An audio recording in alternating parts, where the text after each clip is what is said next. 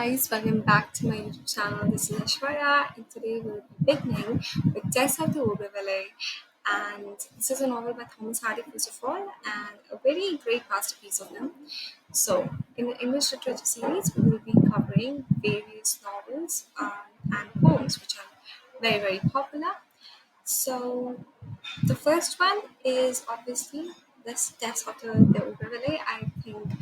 I think most of you would have read this novel, or if you haven't, then I would recommend you check it out. But before, let's look at the text in a little bit of context. So in this lecture, we basically cover like the introduction and what it is all about and stuff like that. Test of the Urdu Valley, like any other major works of Thomas Hardy, it's a 19th century work.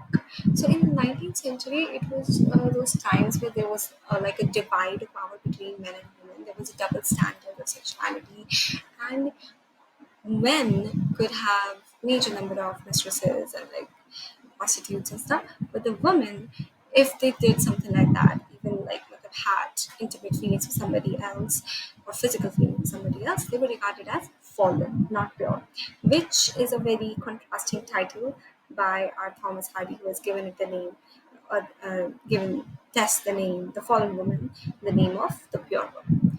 So it was the 12th novel published by Thomas Hardy. He began the novel in 1889 and it was originally serialized in the graphic after being rejected by several other periodicals from July to December in 1891. So, what this novel is about, it questions the society's sexual mores by compassionately portraying a heroine, Tess, who is seduced by the son of her employer, which is Alec, and who is thus is not considered a pure and chaste woman by the rest of the society. So this novel actually encountered brutally hostile reviews because of the fact that Tess was a woman and she was doing such like that. She shouldn't be treated as somebody who's very pure and innocent. But it was commercially successful and it assured Hardy's financial security. So there are several themes that this works upon, this novel is upon. It deals with significant contemporary subjects for Hardy, including the struggles of religious belief, because at that time, his family members were like primarily Orthodox Christians, and the Christian philosophy of associating a woman's purity with her virginity and stuff like that. So you could see his own religious experience with the character of Angel Clare, who resists the conservative religious belief of his parents to take a more religious and secular view of philosophy. But when on the wedding night, when Tess tells him about his past with Alec, he just becomes, like they would say, associates himself with those same views again, even though he tried to rebel it. So, the novel also reflects Hardy's preoccupation with social class. He had connections to both the working and the upper class, but felt that he belonged to neither. And this is reflected in pessimism, which is throughout contained in the novel towards the chances for Tess to ascend society and Angel's precarious position. Okay, now let's move on to the next thing. Now we'll cover the life and background of Thomas Hardy. Thomas Hardy was born at Higher Brockhampton, close to Dorchester, a county town in the southwest of England, on 2 June 1840. There have been many authors, but only some of them have had a humble birthplace as Thomas Hardy.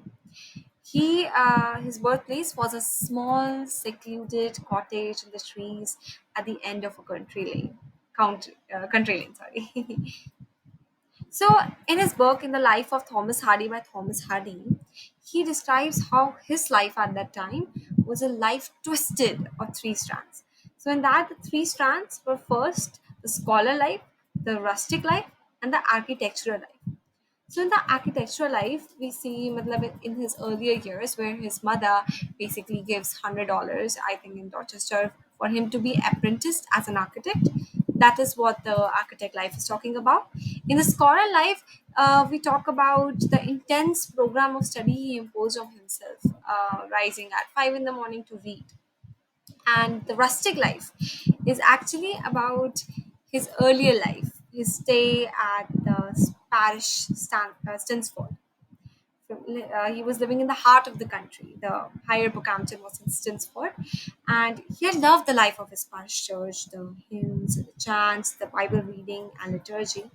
But later, intellectually, he found himself unable to accept the simple faith of his youth, and then, hence, he became highly critical of the Victorian Church because of their narrow morality and uncharitable dogmatism.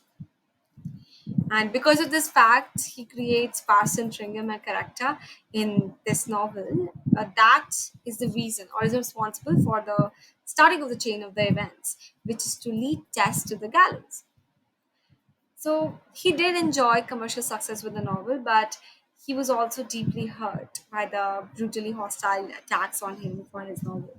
So after he had financial security, he gave up writing and took up his first love, poetry. Now, during his death, he died in 11 January 1928. uh, he wanted to be buried with Emma in the churchyard at Stinsford, where Emma and his ancestors were buried beneath the greenwood. So it was a sacred place to him, and he requested that he should be buried there. But his request was not heeded because there was a big dispute between Mother Victoria said the establishment demanded that he should be buried in the Poets' Corner in Westminster Abbey.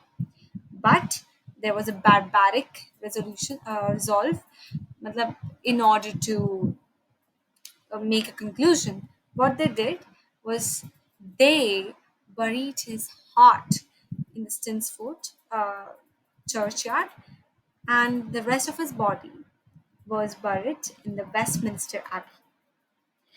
His heart was cut from his body and buried at Stinsford, and the rest of him was buried in the that Westminster Abbey, in the Poets' Corner. This is how it was happening. Now let's look at the writing, publication, and initial critical reception of Tess. Although we already know it by now. So the novel actually became acceptable in its purer form and was published in the Graphic magazine in weekly installments in the second half of 1891. Um, Tess, the main protagonist, is now thought by many to be Hardy's supreme masterpiece. It is a book of great sensitivity, beauty, and courage, which dared to challenge the most hallowed moral concepts of the Victorians and did much to make us aware of the cruelty imposed on women by double standards and moral dogma of that time.